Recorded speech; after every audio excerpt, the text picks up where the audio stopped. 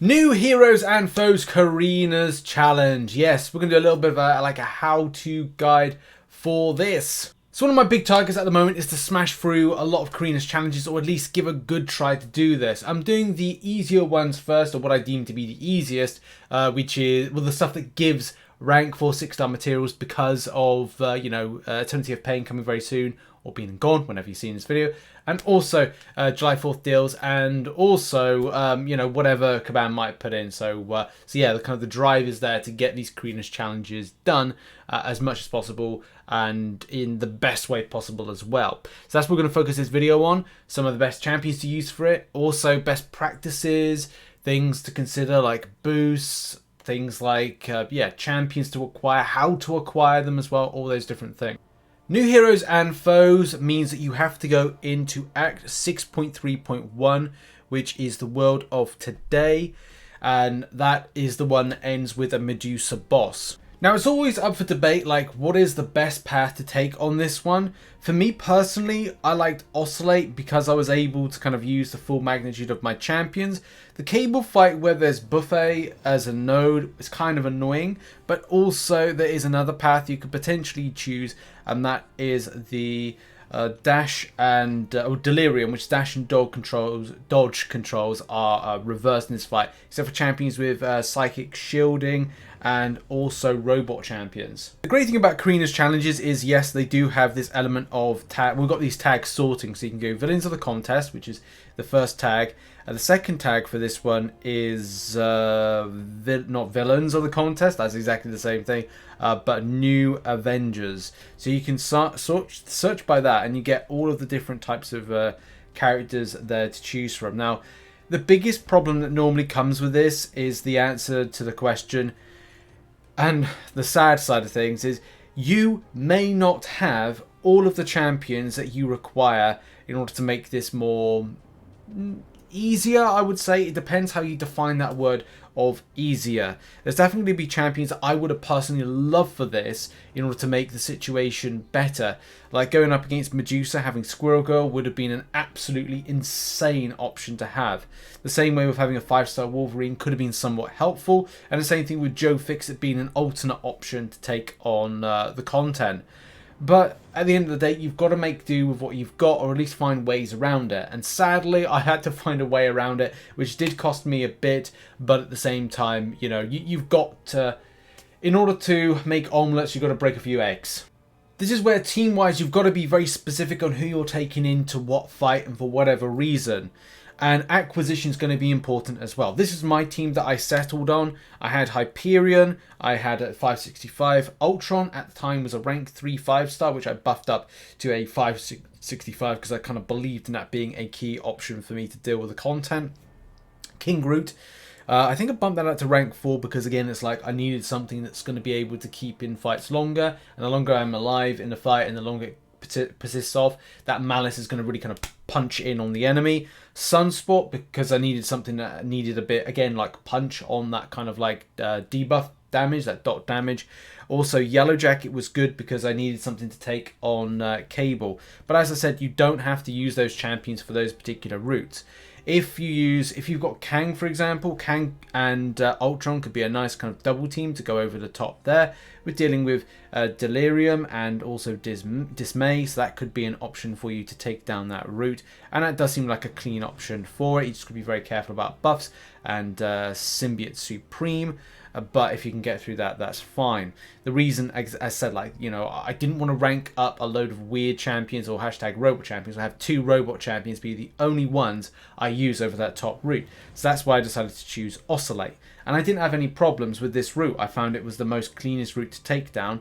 The Void fight, I think, cost a couple of revives because it was just a case it was just sucking all my kind of debuffs. Unless I used King Groot, and that was kind of the best champion to use to shrug off those particular debuff effects that I would get from that champion.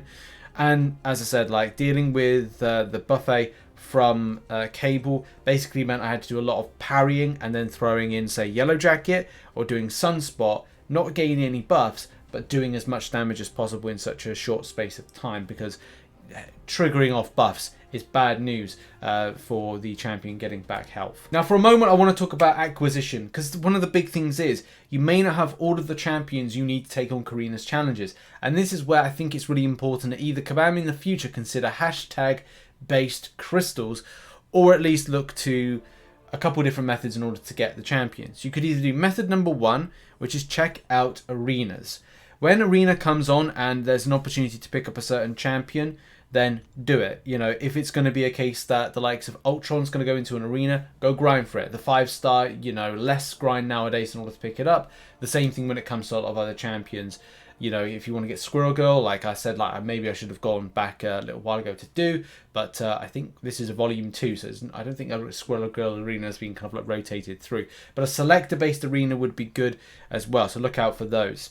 The secondary thing to that is to maybe look out to incursions, and not to go into incursions to get the particular champion, but look to grind incursions to get some of the crystal shards, which, you know, if you check some of the featured, it gives you somewhat of an opportunity. It's not a great opportunity, but at least to say that the pools in order to pick up some of the champions are a lot thinner than it would be some others that would be quite expansive. The last thing would be dual class crystals. Again, it's big RNG for it, but, you know, it's all about trying your acquisition an opportunity in order to grab it, and it's a bit more kind of structured in 2 classes as opposed to like going for a basic pool in a 5-star that's kind of like super expansive. So you get those kind of like options. There's lots of options there in order to see what you get, but those selectors are normally quite good.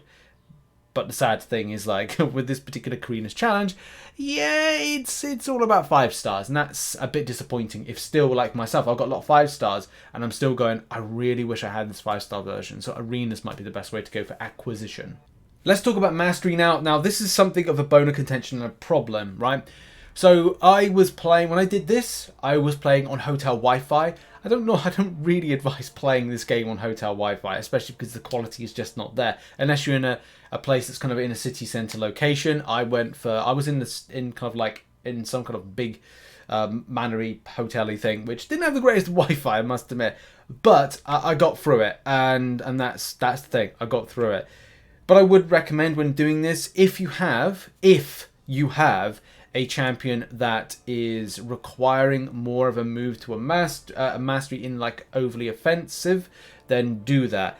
I had to just throw in, I had a few in defensive and a little bit in proficiencies. I decided to just throw a lot of it very quickly over because I wasn't doing as much damage into more of a attack centric. No, it wasn't, because it's not like Suicide Masteries we the proper way. This was just like full, like I'm not getting anything back as a result, and it was just very offense driven masteries in order to deal with the situation of bleeding. Now I've got footage that will be going over the top of this video to kind of like illustrate. So right now footage kind of to illustrate that point where I needed Ultron to do as much damage as possible. The only way that I was doing this is with my functions, and I was doing that kind of a hit as part of Ultron's kit to do a 3-hit on with Ultron. Means that you get a get a bleed effect. Once you get that bleed effect on, you can then, with the functions available, the more functions you've got, the more chance you've got to stack on the more bleeds that you do.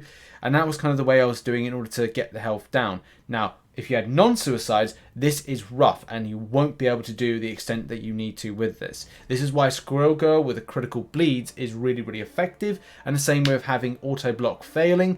Same with other champions that are able to do bleeds, which I think Joe Fixit does. So yes, like that was kind of the focus point there, is to use this champion because it was, I think, my only bleed champion option. And here's the thing, if you've not got anything to use except for one champion, you will feel that you might be forced in one particular area. Now Yellow Jacket is, I'm not completely dispelling him, he is a great option for this, especially for the fact that his SP2 can petrify, which is the main kind of element of rotation, also with Power Sting. The biggest thing with this is making sure that you are being as effective as possible.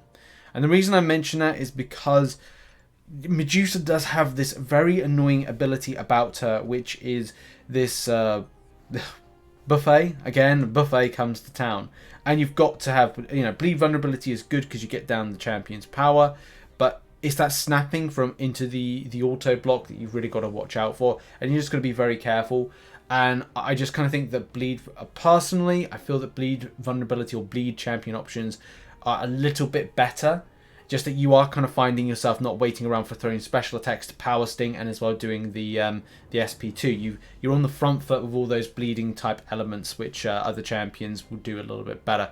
But Yellow Jacket is still an option. I'm not dispelling it. I just personally, from my experience, find that bleed options are normally a little bit more punchier and better for this. So there we go, from very offensive mastery shifts right at the last minute to lots of champions, and sadly, that you need to acquire in order to get those bleed vulnerabilities and other elements. Good luck in doing this. I'm going to be doing several more videos about some of the best champion options to take on. It's a bit sad that we only have to use we can only use 5 stars for this, because there are, you know, a lot of champion options that would be a little bit more effective for this. If you can get yourself a Squirrel Girl, please do, because it is just so much of a better option to kind of like allow yourself to do more, feel less restricted as well with this, which, you know, it is so important. But yeah, good luck to everybody in this, if you are doing this, and I'll see you in the next video where we do some more of the Carinas challenges, which I think I'll do the Doc Ock one as a video, which I've already done, but I thought, and I haven't done a video for it just yet.